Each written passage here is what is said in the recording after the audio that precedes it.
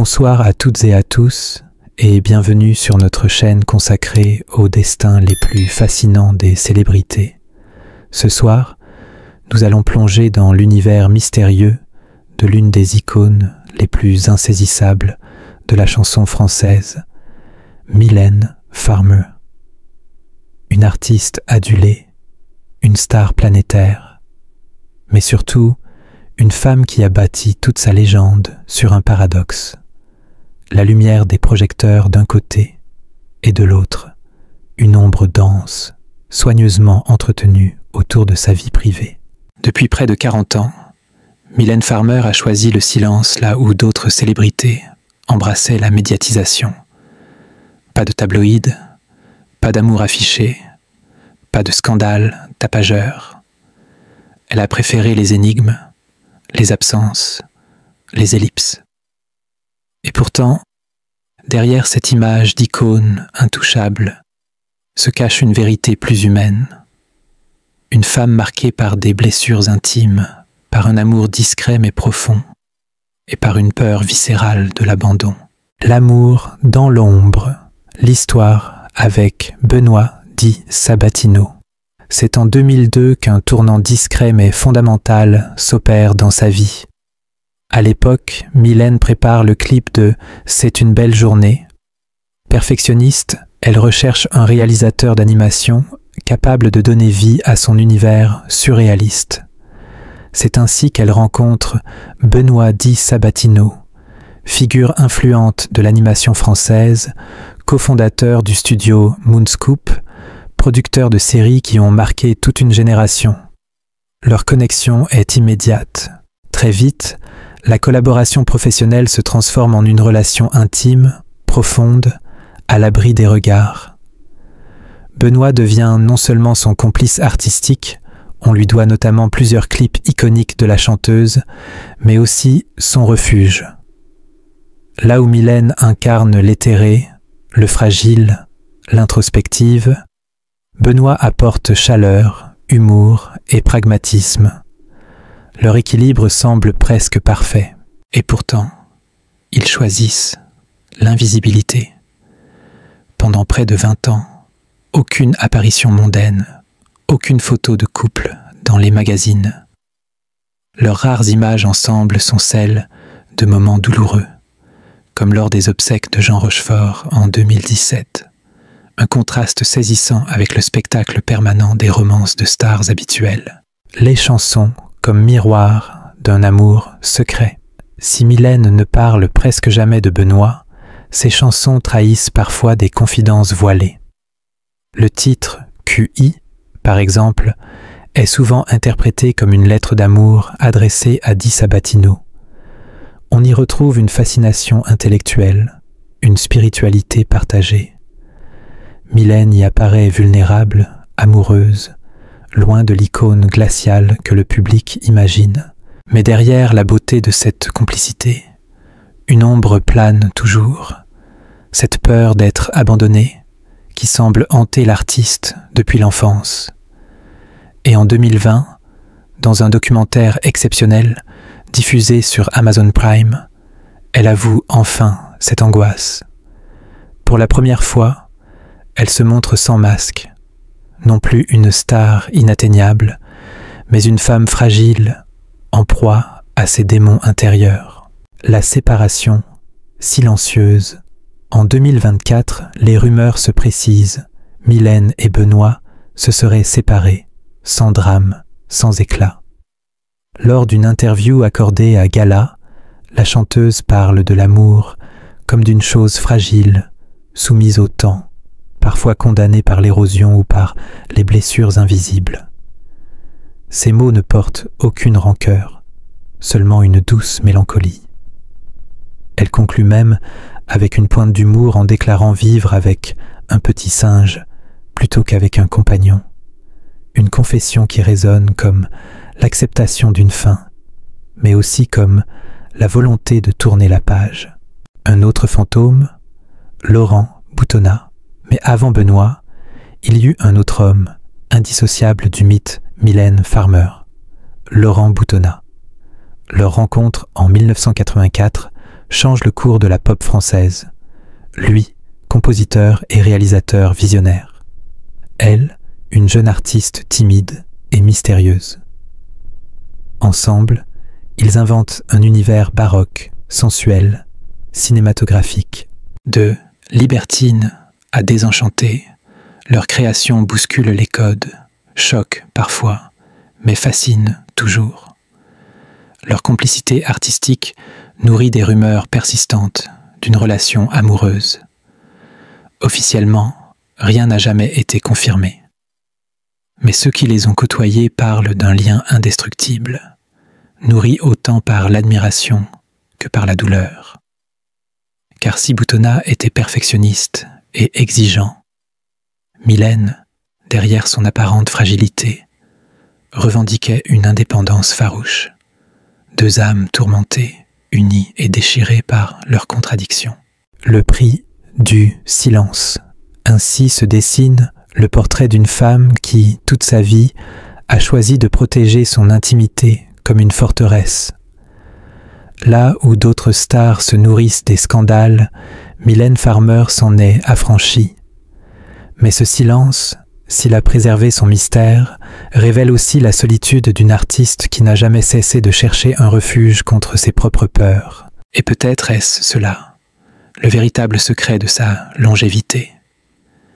Sa musique ne se nourrit pas seulement de sons et de mots, mais de ce paradoxe entre grandeur publique et fragilité intime.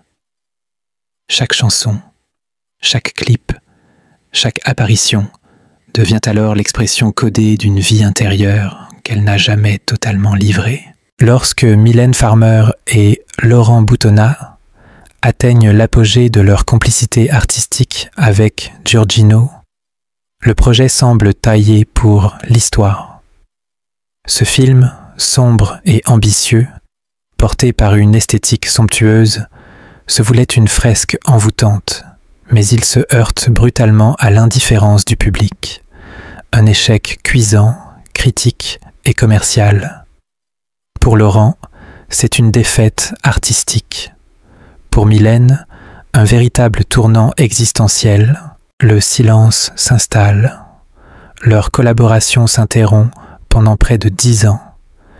Et si aucun des deux ne confirme officiellement la rumeur, beaucoup pensent que leur séparation sentimentale coïncide avec cette rupture professionnelle. Mylène fuit alors la France pour Los Angeles, comme pour s'exiler de la célébrité, et peut-être aussi de Laurent.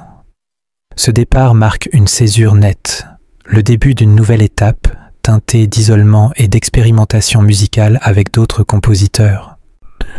Les années 2000 voient un rapprochement inattendu. En 2005, puis en 2008, Farmer et Boutonnat se retrouvent pour 2 albums phares, Avant que l'ombre et Point de suture.